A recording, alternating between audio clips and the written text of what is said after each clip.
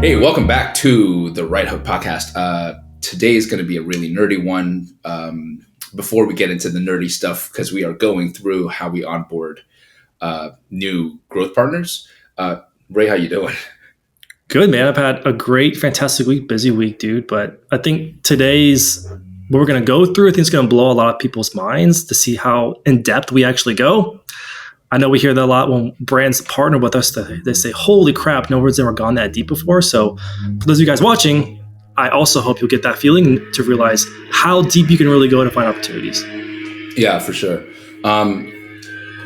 We really want to peel back the kimono, show this to you guys so that if you want to do it for yourself, take this and then run with it. Let's kill the suspense. Ray, if you want to open it up. We're going to start with the quant side of things. We go quite deep on the quant, especially at the very start, because understanding know thy numbers is something that Luke brought up previously in that episode. Let's see. Let's get nerdy. All right. Yeah. So like what you said, we have two parts that we go through when brands partner with us. We have the quantitative side, then we have the creative side. So I think we probably have time to go through the quantitative today, and the next time we'll go through the creative piece. But the quantitative piece is enough, especially for you data nerds who love math, love profitability, love cash flow statements. Like, you'll love this kind of stuff. And okay. I think really important to emphasize here, what Ray just said, if you love cash in the bank, this is whether spreadsheets intimidate you or not. Whenever it comes to finance, you have to go back to spreadsheets. Right. So, because I know for a fact, myself included, because, I'm cut from the creative cloth. I used to work in film. Spreadsheets intimidate a lot of people. Right. And that's why we do the heavy lifting here. And then once numbers get plugged in, we do all the heavy lifting and then just kind of like present what it is. But I think it's important to recognize that, and not everyone's kind of drawn to this. And you don't have to be a complete spreadsheet nerd to have a profitable Not business. at all. You know what I'm saying? Right? But for the ones that love it. Like you said, yeah. Just like on the other side, for the people who love this but aren't the creative types, that's why we also do the heavy lifting on the creative side as well, because you need both understanding the numbers, understanding your cash flow, understanding your data, but you also need creativity. And that's why we're good partners, because we do both of that for our brands. Okay. Nice. Okay. So I'm going to walk you through what we do, D. And so the first thing we do is we actually have what we call the collate phase, which is essentially where we're collating, gathering all the information and data we need to know about a brand to grow a brand. So in the first call working with the brand, we fill out this tab together. We ask them questions around everything around their numbers, their profitability, numbers around their average order value, the cost of goods sold, because our sheet will calculate what is the break even. Now, we are doing the broad strokes cost of goods sold. When we work together with the brand, we get a full list of all the products and their profitability so we can run campaigns for those products specifically, but this gives us an overview. Now, the other thing that we do as well as we're doing it is us and the brand are anecdotally writing down important information and notes around seasonality, what months are better, what months are worst, what products are better, what products are worst. And then we're also analyzing their overheads. For example, I'll show you a tab in a little bit, as well as a big part that we look at to make sure a brand is structured well to scale is what are the different ratios of their overheads costs compared to their gross revenue. So that's an example where we try to go really deep in this area because we care about right-sizing businesses and growing brands where it makes sense, and that's the profit. Then the other thing that we're doing as well, again, this is just in the gathering phase. I even showed you all the cool stuff that we do afterwards. We're wanting to understand, where are you running all of your traffic? Or do you have influencers? Are you running paid on all these different platforms? How are you actually gathering content? For example, what offers are you running? Because again, what happens after this call is we then go in the back end of Shopify, the back end of their e-commerce platform, the back end of their email list, and that's where we audit and start making plans and strategy together. Then again, just in this collate phase, what we're doing here as well is we were asking them, what are the different regions you want to promote to or you want to scale to? A lot of brands come to us and they're only in the US, only in Australia. But we do this because we want to understand, where do you want to grow? But then also, who are the target market in those regions? And then a few other things and we can go on to the next part is, what are your top selling products? Who are your best customer personas as well? Because the customer personas, once we understand that, then that helps informs the creative strategy that we pick and that we create. Because if a brand has different personas, that has to be accounted for in the ads creation process. So in a nutshell, that's the first part, is we want to collate all this information about the brand so that then we can work on the audit and the game plan. Yeah, and I think let's tie it up in a bow before we move on here. Once we understand and sometimes the answer is like, we're not quite sure. Sure. Right. And that sparks the conversation as well, so that we can identify where are areas that we can get towards being sure. But point being, once we understand personas, we can then start getting to work around mass desires, concepts, etc. Previous episode around breakthrough advertising and concepts. That's the reason why that is there. And then the area above that, where we're looking at the different geos that a founder or a brand is wishing to go to, we can start looking at the unit economics of, okay, what does it actually look like? And when is strategically viable and feasible, but also realistic to move into a new region, rather than spreading ourselves way too thin too early. And we see that a lot too, don't we? Where a brand wants to go into different geos, but they're not ready. For example, we have a brand, I think I might have talked about this in a previous episode. We have a brand right now where they're primarily promoting inside the US and the UK. And they want to go to Canada, to the UK, to Australia, to different countries. But to do that, it's going to require extra costs and capital that frankly they don't have, because their overheads are 50% of their gross revenue. And that's a great example where that's a plan, a path we want to take, but we need to chop down a few trees, make some room for that to make sense before we do that. And that's why we do this step first to see, are you ready? What do we have to do to get ready? What do we have to do to get ready? Exactly. And what kind of fuel do we have to have in the chamber to be able to make that journey there?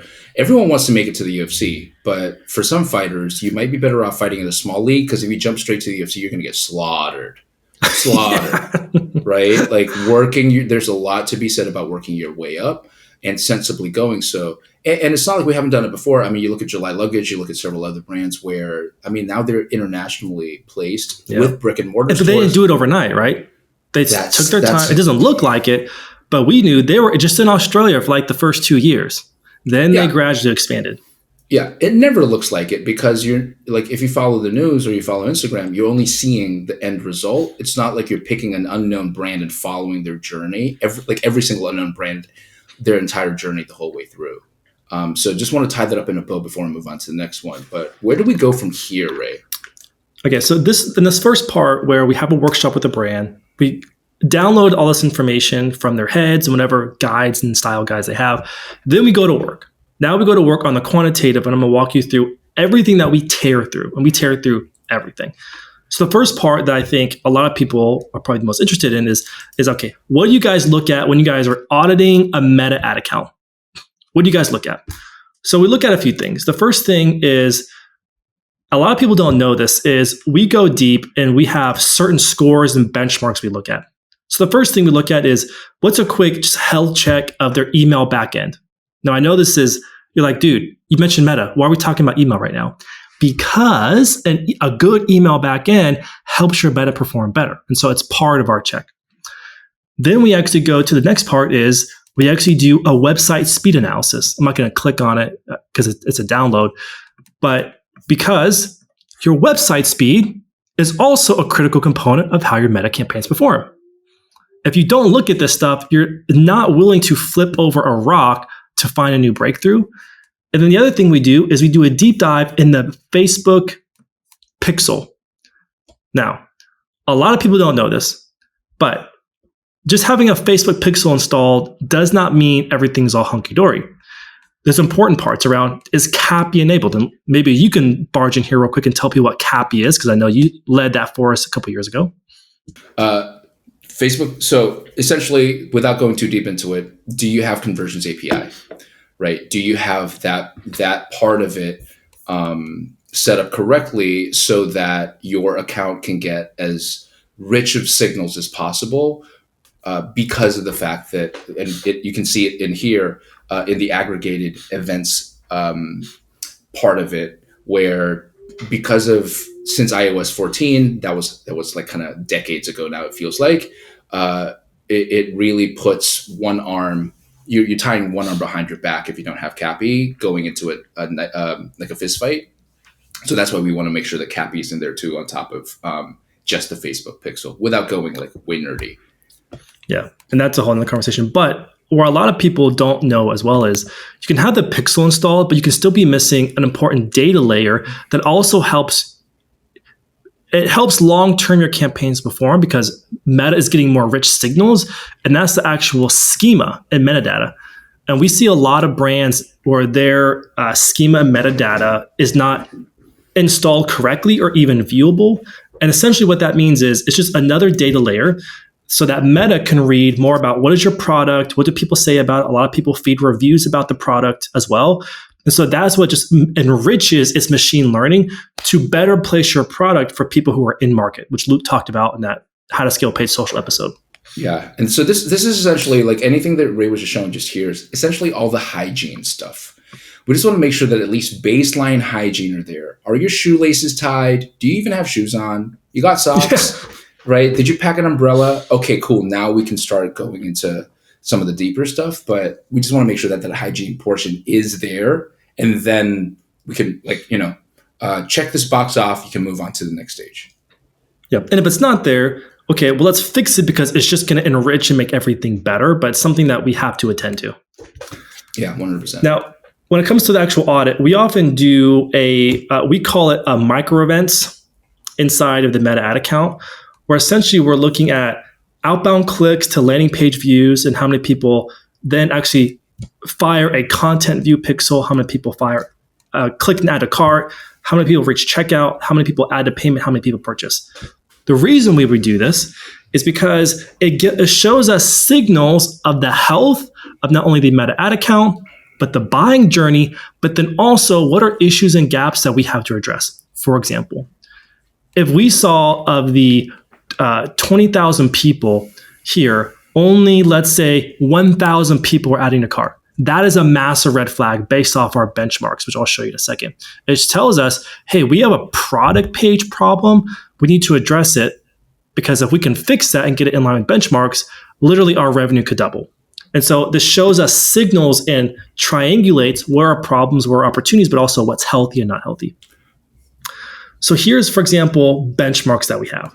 So for this brand, for example, we see this is steps in a buying journey. Someone clicks an ad, they go to a page on the website, they look at a product page, they go to add a cart, click the button, they go to the initiate checkout phase, then they go to add their payment details, and they purchase. This shows the micro events along that journey.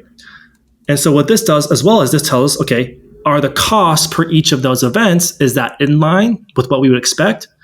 Especially for verticals that we do a lot of work in, we have it almost down exactly to the exact number of where it should be in alignment because we do so much with those industries. And then we compare with our benchmarks. What's good, what's bad? And so the red right here tells us, hey, this shows opportunities. Now, this brand's performing fantastic. This is real data from a real brand. It's performing fantastic. But there's still now opportunities that we can all address together because we're in the business of growing brands profitably. So we want to eventually see what can we do to increase that recovery rate of people that abandon cart? What can we do to get more people to add to cart and to click that add to cart button? So it's still performing well, but what can we do to make it better? So we would do that deep dive. Then what our team does is we like to go also and see where are we spending money. This is a big pet peeve of mine. If my team knows this, is budget allocation is very important and there is a science to it. I think it's more science than art personally, where you can change the performance of your account based off where you're funneling budget to. And so what we do is we always look at how much budget is being spent in testing. This brand, for example, has zero budget spent on testing, which is also why they came to us, because their current partner just wasn't testing enough, right? Or testing at all. There's a problem. The more you test, the more winners you potentially find, and there is a correlation to more ads that you find that scale. And then how much budget was spent on promotional campaigns or scaling campaigns. This brand, most of their budget just goes to promotional campaigns, which they're performing great. Sure, if that's your business model, cool, keep going. But just helps understand where are the opportunities for just allocating budget better. Yeah. Then what we do, again, on the meta side is what are the best performing audiences and the best performing ads. Again, this gives us clues as to what's working. We don't care about being right. We just want to make our brands money. So let's keep doing what's working. Let's stop doing what's not working. And the last part is then what our team does is they essentially give an exhaustive list of what are all the obstacles and bottlenecks that they found. And they, in detail, write out what are we going to do to fix those, or what we call countermeasures. I'm not going to go through each one of these because there's a lot, but we essentially list out what are other opportunities to make more money or things we have to fix, and then what are the next steps to make that happen. It's just like small little things that get me excited, like the fact that I see a lean term in here, like countermeasures. Yeah, well, it actually came from you, so you should be excited. Yeah, you know, like it just helps because then we're also getting to interface with our client partners that way and go, okay, well, there's some lean principles that we can actually talk about here. Like, for example, potential countermeasures and the fact that they're set based. It's not just this is the only way to do it. There are multiple ways to skin a cat, but here are the recommendations for us, right? Yes. So this brand had many different geos. So we're going to go through all the geos. So that was just on the meta side. I've even talked about the plan yet. This is still just the audit and the download part. Then I'm going to have to go pretty quickly because of time, is then we also do the Google side. So again, we believe in leaving no stone unturned. Our job as a good fiduciary of brands we partner with is to know more about their ad accounts and their business than them. That is our job. So that's why we go through every account with a fine-tooth comb and we go into such detail.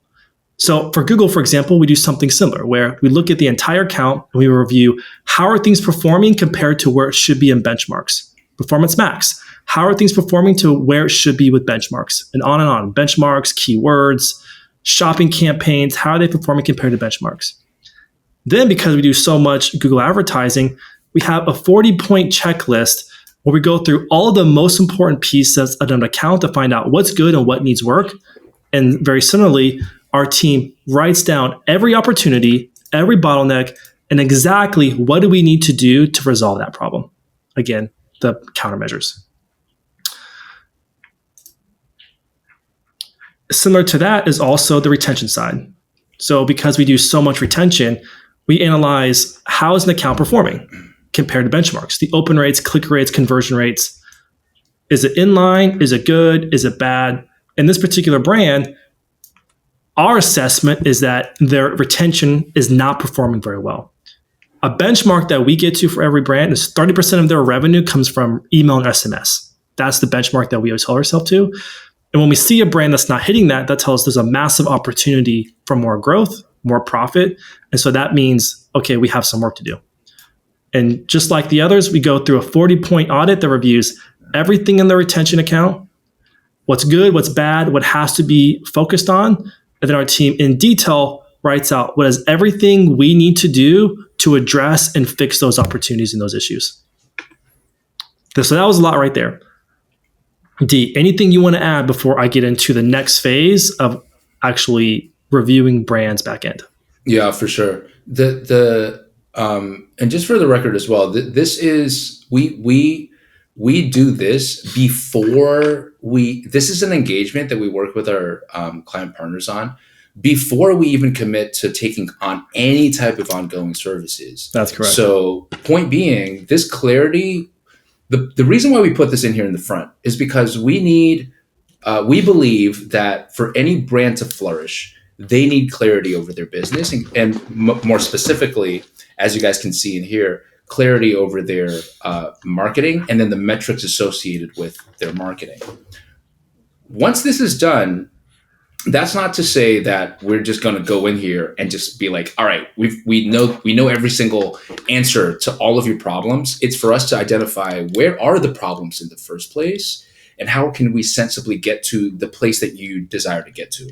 So where are we now? Where do we need to get to? And what is the plan in between?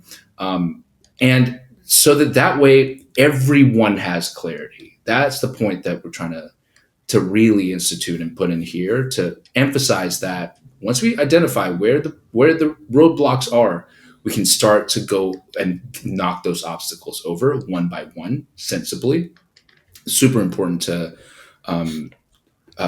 highlight, I guess, because of the fact that it's at this point, it's still not a foregone conclusion that we are the agency of choice.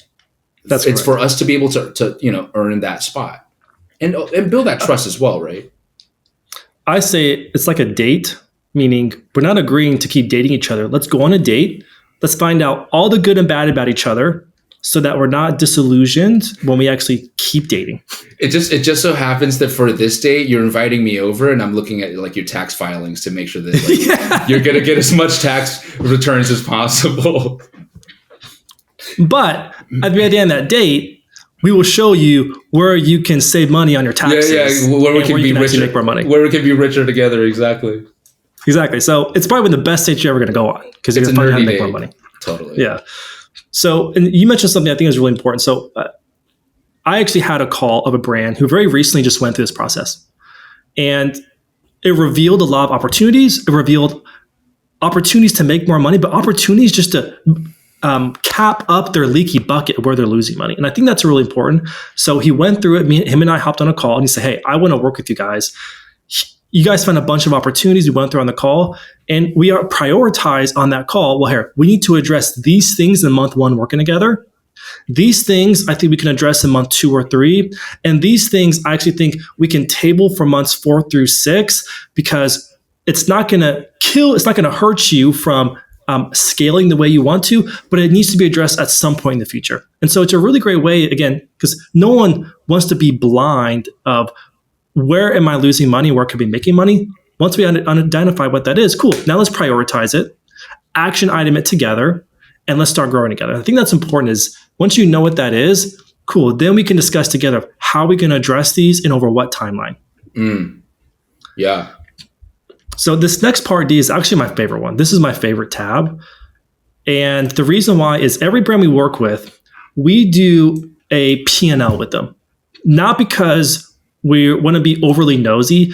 We do it because brands hire us to make a difference in their business. And we do.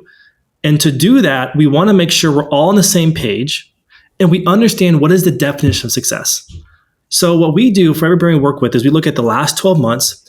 Where are they at in terms of like a P&L of all their advertising marketing spend, their total revenue, their cost of goods sold, their profit margin after ad spend, their overheads and their OPEX, and their net profit.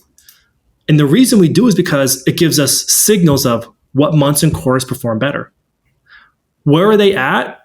How fast can we actually scale them and get them where they want to get to? Because once we know that, then our team, where we actually do simulations of, okay, this brand is trying to get to $1 million a month by this month. Okay, cool. Well, we know how good we are. What happens if we model out, if we increase spend, we do these few things, what will that net profit turn into? And it allows us to together formulate the plan, some of the targets to get there. And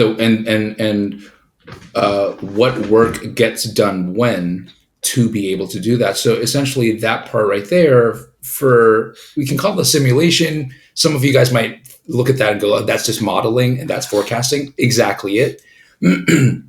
It's just being able to use the spreadsheet to then identify the who does what and when without deeply going into the how, because then, that's when you're stuck in a call for like 4 hours because you got a nerd trying to tell you exactly how they're going to do it. We're just able to paint that high level picture and go, oh, do we need to start tweaking things because there might not be enough resources? And it sparks the conversation. That's really all these sheets allow us to do. Get clarity, spark the conversation, which drives more clarity. We can and then start to adjust targets accordingly to be able to then hit. I mean, this is actually when we start being able to fix businesses. For example, 2 quick stories that I know you know about, but I actually tweeted about and I got a lot of feedback that people love so much is number one, we had a brand that started working with us just very recently. They said, I have an ad problem. Okay, cool. We went through this process. It turned out their overheads was 50% of their gross revenue. What that told us was, no, you don't have an ad problem, you have an overheads problem. Because to right size this business, you have to get that below the benchmark. Because ads, it's only going to incrementally make a big difference unless you want to scale yourself out of the problem, which you can do, but there's a lot of risk to doing that. So now we're working with them to right size their business with where they're at today. Another example, Billy just posted about this as well, where we had a brand seasonally, Q1 was their worst performing months, like Q1 coming to Q2. Because they knew that and they went through this, they understood that net profit's really bad. So what they did was they said, okay, what can we do to change this? And they made a really great campaign. It's a whole nother series we should go through about how they did that. And typically a month that they're typically break even or negative based off the last 6 years, they actually got it to $20,000 in profit. Because now that we know what it's like, we can make changes to pivot to change a business. Yeah, for sure.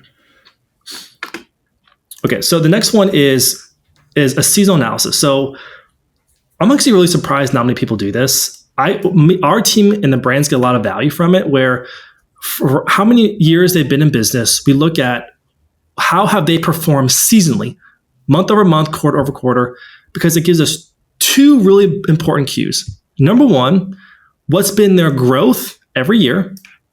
Number two, what quarters and months can we expect performance? Meaning, this brand, for example, as you can see here, Q2 is their least performing month historically, whereas Q4 with a lot of brands is their best performing quarters and months. So what that means is we know, okay, based off the historical, we're expecting Q2 to maybe be a rough patch. So we need to incorporate different strategies, maybe do a defense strategy, many different strategies. And what months and quarters we expect to make a lot of money, a lot of profit. That informs strategy. And that's why I love this part, is it informs what to do, what we can expect, so no one's disillusioned, but it really is where strategy comes from, is now we can say, okay, here is what we expect based off the last 3 years. Here's the strategy for that time period. For sure. And for anyone watching, why does seasonality matter?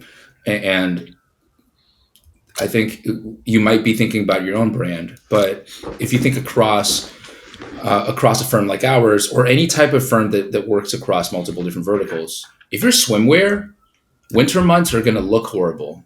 Yeah. If you're in fitness, everyone wants to lose weight January. So, there are all these different nuances that are in play, but that's not to say that you have to be at the whim of the market.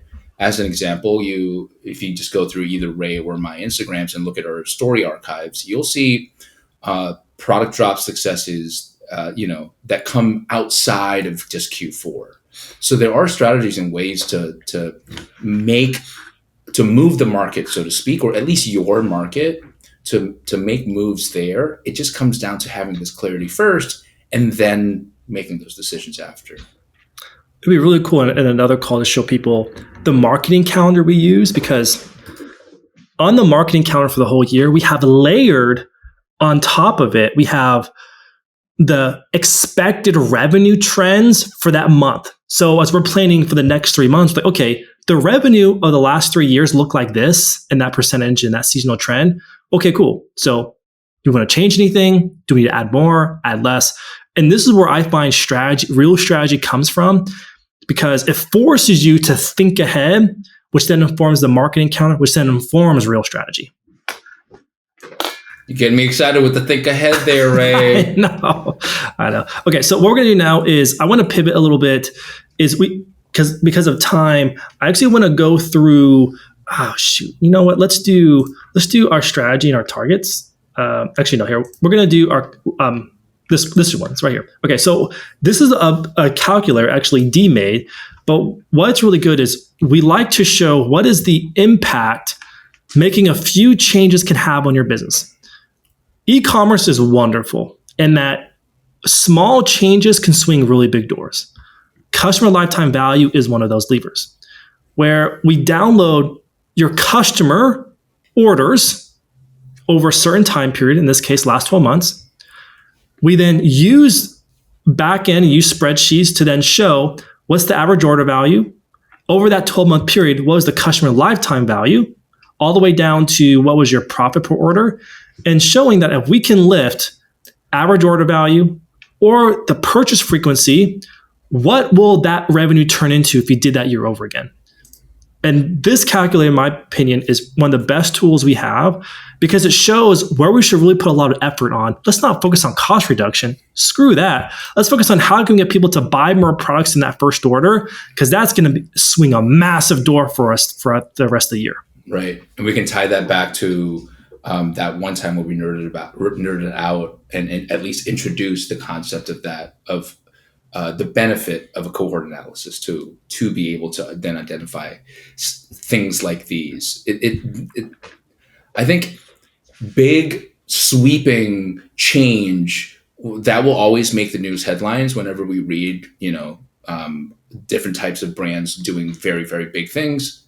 But really, the stuff that isn't seen, all these small little experiments have a cumulative effect and a compounding effect, and to be able to then iteratively keep growing, right? Because this brand, their problem is their purchase frequency. Not enough people are coming back to buy again. So that one change swings literally a $2 million difference over the course of a year. That's massive. Just changing that one lever, and that's the beauty of e-commerce. And it's also the big opportunity, the big challenge to solve for. But because a very small incremental change gives massive profit opportunities. 100%. And the thing to your point, you brought this up earlier. Once we identify numbers like these, the mode that we get into is, you bring this up all the time, Ray, start to get curious. What is causing that 1.17? Is it an email thing? Is it an SMS thing? The fact that we're not doing that enough? Or is it a product thing? Mm-hmm. Right? Like, if you get something into my hands, if this is like a consumable type of brand, whether it's skincare, whether it's cosmetics, and people buy it once and they're not coming back, that could prompt us to then go, hey, let's do some customer surveys. Right? Let's start asking what is going on here, and then get more clarity, because there are so many assumptions going into running a brand, that you're so close to the problem that sometimes, and you're so busy that you forget to actually talk to your customers. It's so funny. It's the most common sense thing if you were talking to anyone else, but when you're in it and you're in the weeds, you never think about it. Yeah, because there's so many other problems. They're right in front of your face, right? The most dangerous customer is the one that stops being your customer and just disappears into the distance without complaining, without giving you feedback, without giving a review, without giving a rating, nothing. They just disappear, right? So what we're going to do is, I think we'll pause here. That's a big bulk, which then starts informing our creative strategy, informing targets, informing forecasting, which is a whole nother calculator that we use to forecast. But that's a big bulk. And this is, like what you said, this is before we even work with brands ongoing, because we do it because we want to make sure they know the opportunities and the obstacles we have to solve together. We know, so that then we're extremely clear. Here's what we're going to do together for the next 3 months, 6 months, 9 months. Hence the dating. We might as well rename this the Get on the Same Page Audit. Yeah. Right? It's just like dating. You're getting to know one another and really start to feel out what it looks like when you start moving in together. So it's being able to, and while this is happening, our team gets to then make recommendations. And so on the other side, the brand side can go, okay, cool. I'm getting a sense of who I'm potentially working with as well, where their head's at, how their head is organized, how the thinking is organized. And I think one final thing, this sheet there might be some trolls out there that go, oh, well, you have a sheet like that. All you're going to do is just get some, like, you did it so that you can get some VAs or something, just plug it all in and then you move on. This is neuroscientifically proven. Once you have a checklist like that, the brain doesn't have to go search each time. So it allows our strategists to put those numbers in. And so most of the mental load and the cognitive load can be spent on the creative problem solving, rather than having to go through, like, come up with a fresh one each time, or have to create a sheet each time. So for anyone that's running a business, if you have, that's the benefit of SOPs. It's the benefit of these checklists, so that your people's brains can get freed up for the creative stuff. Sorry, I had to throw some nerdy. No, that was good. And one thing I want to add on to yours is why this works so well for the brands we partner with is the same team that does everything I showed, and we're going to show you the next call, is also the same team that you're going to work with. So now they know every opportunity, every obstacle, and then together you guys say, here's the plan of attack over this time period of how we're going to right size or scale your business base, whatever your goal is. Exactly. And we wanted to run through this because for anyone that wants to be able to do this themselves, we figure, you know what, let's give them the recipe book. You can, if you like the meal and you saw it on TV and some chef made it, here's the recipe book. Go try making the meal yourself, because then you can get a taste, right? This clarity is so vital for anyone that's running a brand. Let's arm you with it. And then let's talk about the next portion in the next episode that we'll record, Ray. And then hopefully we can get, we can tear this down into a quant thing. By the way, this takes like a week for our team to do. Yeah. Right. So yeah, exactly. So let's do that. Ray, we are at time. Everyone, hopefully this was valuable for you. If it is, do give us a like and a subscribe. This helps our channel reach more people and just give support for our channel in general. If you have any questions, do hit us up in the comments. Ray, thanks for talking us through that, man. That was a lot. That was fun. All right. See you on the next episode. See you, everyone.